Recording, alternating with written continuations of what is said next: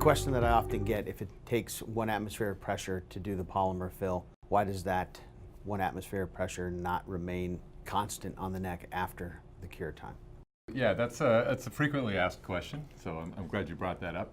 So acutely, the polymer is infused at about 1 atmosphere. It's just enough pressure to fill that ring and reach apposition to the aortic wall. In fact, in this FAA simulation, you can see this magenta color is rather low on the spectrum of stress here, but it does denote there is a slight amount of stress being imparted on that contact zone, because if you don't put more pressure in that ring than the local blood pressure, you cannot displace the blood and you cannot meet the aortic wall.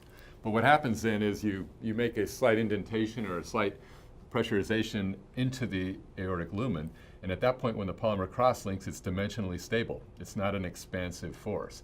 And so the aortic tissue around that ring will stress relieve, but it won't grow away from it.